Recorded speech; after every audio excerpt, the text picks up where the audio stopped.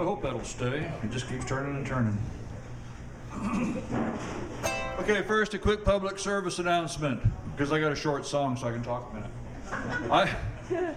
I am music director at the Unitarian Church here in town, and this Sunday is our music Sunday, and normally I wouldn't mention it except there's going to be a house concert Sunday afternoon at Shoe Tree Listening Room, and Ruth Acuff is going to be there with her harp and her husband playing her bass.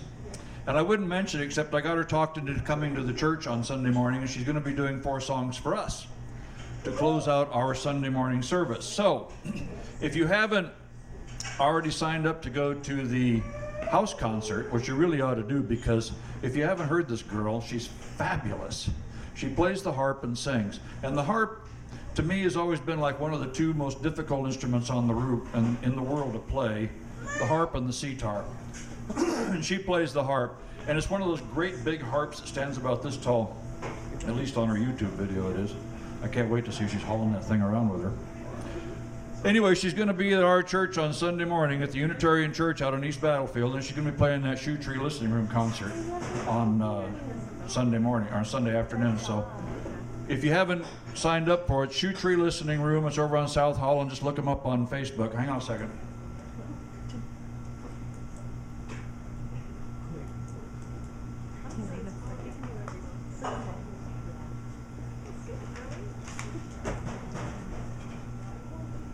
Almost forgot my cheat sheet.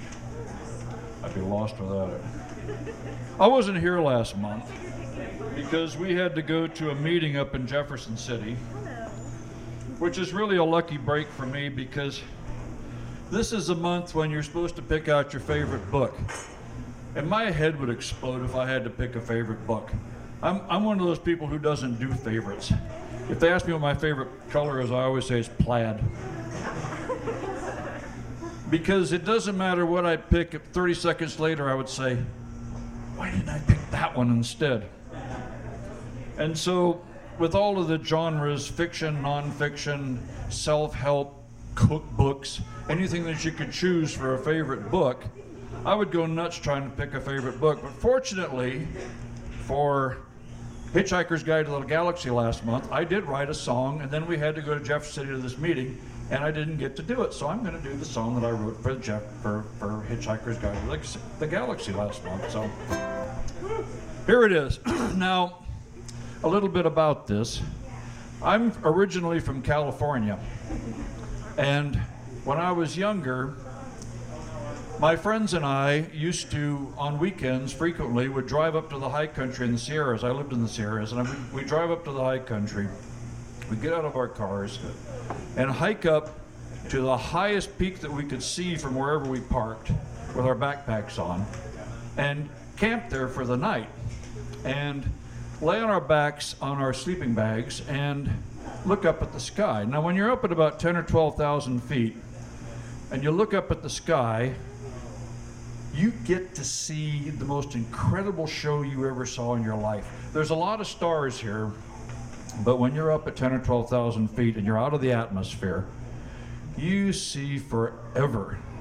And as a result, I would kind of get a feeling of agoraphobia, which, if you don't know, is the opposite of claustrophobia, because it's a fear of wide open spaces, because space goes on forever.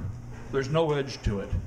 As long as you could keep going, if you could live forever and keep going, you would still be going in space. There's just no end to it.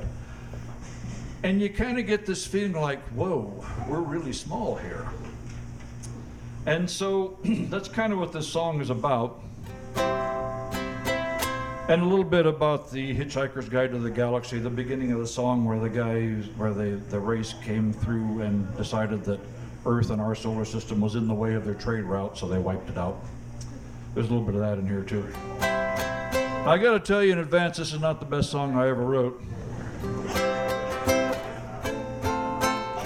But it conveys the message, so I'm sticking with it.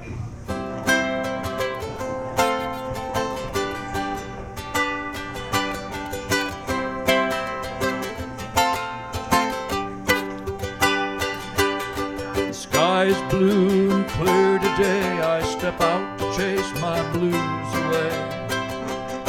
And the wind's turning crisp as the days get short. Evening's coming on, the weather girl reports it's gonna be a clear night to watch the stars up in the sky. And now I'm doing the agoraphobic shuffle as I stare out into the universe from our oxygen-based bubble.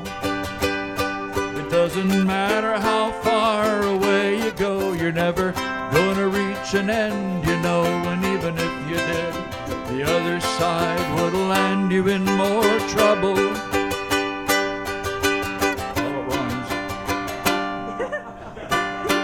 An urgent situation in our kitchen disclosed itself this morning. We had mouse turds on our countertop, which I took to be a warning. I suppose it's insignificant when one looks at all the world, or the vastness of the universe and the distances unfurled. Other life forms could be viewing us as droppings in their lives, and like rodents in their my kitchen, they don't care if we survive. And now I'm doing the agoraphobic shuffle as I stare out into the universe from our oxygen-based bubble. It doesn't matter how far away you go, you're never gonna reach the end, you know. And even if you did, the other side would land you in more trouble. Sing along. And I'm doing the agoraphobic shuffle as I stare out into the universe from our oxygen-based bubble. It doesn't matter how far away you go, you're never gonna come to the end, you know. And even if you did, the other side would land